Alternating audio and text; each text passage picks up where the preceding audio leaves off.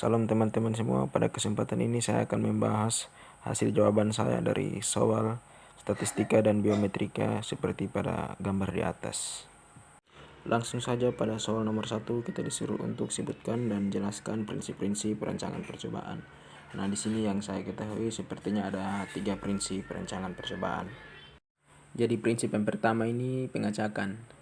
Misalnya jika kita mempunyai sejumlah objek yang akan diberikan treatment oleh beberapa jenis dari perlakuan, maka sejumlah objek tersebut memiliki kesempatan yang sama untuk mendapatkan satu di antara beberapa perlakuan tersebut. Nah, untuk pengacakan ini dilakukan untuk menghindari bias sistematik, bias seleksi, bias ketidaksengajaan, dan juga kecurangan, dan juga oleh pelaksanaan percobaan. Pengacakan perlakuan pada unit-unit percobaan dapat kita lakukan dengan menggunakan tabel bilangan acak atau sistem loss tree secara manual, atau bisa juga dengan menggunakan komputer. Dan di sini teman-teman, apabila kita menggunakan komputer, itu kita bisa menggunakan Microsoft Excel untuk membangkitkan bilangan-bilangan acak yang nantinya bilangan tersebut akan kita jadikan sebagai acuan dalam menentukan pengacakan dari perlakuan pada setiap unit-unit percobaan. Jadi yang berikut ini pengulangan. Jadi dalam pengulangan ini kita mengalokasikan suatu perlakuan tertentu terhadap beberapa unit percobaan pada kondisi yang seragam. Jadi banyaknya jumlah ulangan dapat kita tentukan dengan menggunakan rumus ini teman-teman. T-1 dikali R-1 lebih besar sama dengan 15. Di mana T itu merupakan jumlah perlakuan, kemudian R itu adalah banyaknya ulangan. Jadi di sini yang perlu ditekankan itu teman-teman, bahwa rumus yang tadi kita sebutkan itu bukan merupakan suatu patokan yang baku, karena jumlah R yang diperlukan dalam suatu percobaan itu dipengaruhi oleh 3 hal. Jadi yang pertama itu derajat ketelitian. Jadi semakin tinggi derajat ketelitian yang diinginkan dari suatu percobaan, maka otomatis R atau jumlah ulangannya itu juga harus makin banyak. Kemudian yang kedua itu adalah keragaman bahan alat, media, dan lingkungan percobaan. Jadi jika alat, bahan, dan media serta lingkungan percobaannya semakin heterogen, maka secara otomatis jumlah ulangannya atau R akan semakin meningkat juga. Kemudian yang terakhir itu biaya penelitian. Jika biaya penelitian yang diperlukan itu relatif tinggi atau besar, maka kita bisa memperkecil atau mengurangi jumlah ulangan dari perlakuan-perlakuan yang kita miliki. Sebaliknya juga jika biayanya yang dibutuhkan itu tidak terlalu besar, maka kita bisa menambah atau meningkatkan jumlah ulangannya. Jadi ulangan sendiri ini bertujuan untuk menduga galat suatu percobaan, kemudian meningkatkan ketepatan percobaan, serta memperluas ekspresi kesimpulan percobaan melalui pemilihan dan penggunaan satuan-satuan yang lebih bervariasi.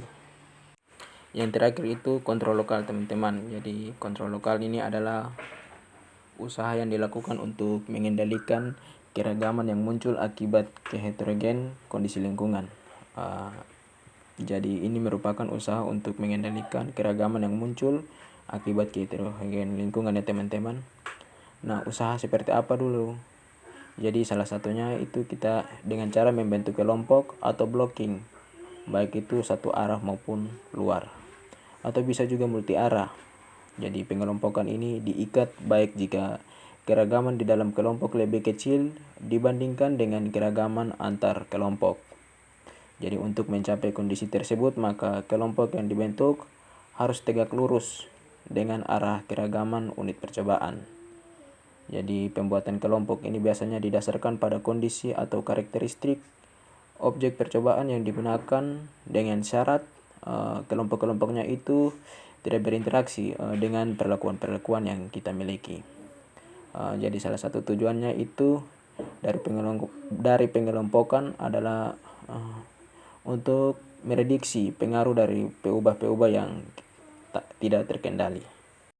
Baik, saya lanjut ke soal yang nomor 2, yaitu kita disuruh untuk jelaskan dan berikan contoh dari satuan percobaan, perlakuan, taraf, atau level. Jadi dari yang pertama satuan percobaan ya teman-teman. Jadi satuan percobaan ini adalah satuan terkecil dari bahan percobaan yang memperoleh perlakuan. Jadi saya ambil salah satu contoh, itu satu potong roti bakar di dalam oven. Jadi erat hubungannya dengan ini adalah satuan pengamatan, yaitu satuan terkecil dari objek yang kita amati. Satuan pengamatan dalam keadaan tertentu juga sama dengan satuan percobaan, seperti halnya dengan satu gelas susu ya teman-teman. Namun secara umum satuan pengamatan merupakan bagian dari satuan percobaan. Terus yang berikut itu rancangan perlakuan. Jadi ini berkaitan dengan apa yang kita cobakan dalam satuan percobaan dan bagaimana yang akan dicobakan tersebut diatur penerapannya.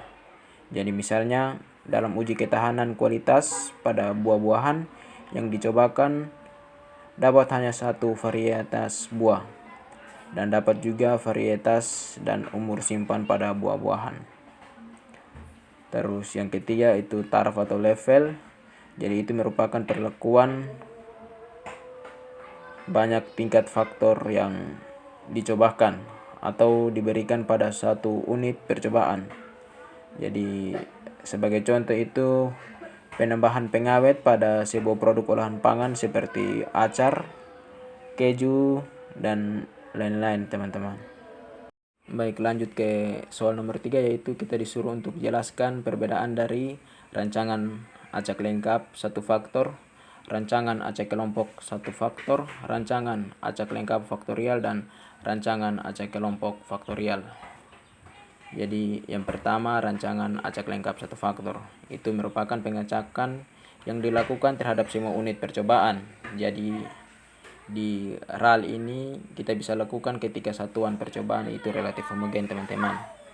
Jadi di mana pengacakan yang dilakukan terhadap semua jenis percobaan ini, misalnya kita mempunyai 20 unit percobaan, maka kita langsung saja untuk 20 unit percobaan ini diacak, jadi tidak membuat kelompok.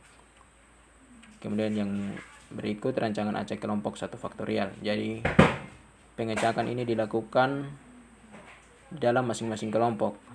Jadi rancangan acak kelompok satu faktorial ini digunakan ketika percobaan itu kita anggap tidak homogen. Itu untuk pengecakannya dilakukan dalam masing-masing kelompok.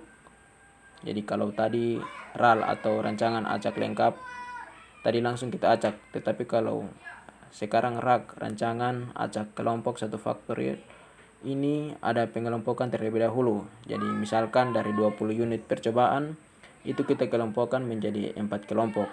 Kemudian di setiap kelompok baru kita acak. Jadi kelompok 1 itu kita acak, kelompok 2 di dalamnya juga kita acak, dan seterusnya. Kemudian yang berikut rancangan acak lengkap faktorial. Jadi itu satuan percobaannya itu relatif seragam sehingga tidak perlu adanya pengelompokan. Jadi di RAL faktorial ini berarti kita hanya mempunyai satu faktor yang akan diuji atau akan dibentuk dari rancangan ini, tetapi terdiri dari minimal 2 atau lebih faktor. Kemudian yang berikut rancangan acak kelompok faktorial. Jadi rancangan ini dipilih apabila satuan percobaan yang digunakan tidak seragam sehingga kita perlu pengelompokan. Jadi teman-teman itu terdiri dari 2 PU bebas atau faktor. Jadi contohnya A dan B, dan kedua faktor tersebut saling diduga berinteraksi dan kedua faktor termasuk dalam klasifikasi silang. Lanjut ke soal yang terakhir, yaitu disuruh untuk jelaskan kapan uji lanjut BNT dan Duncan digunakan.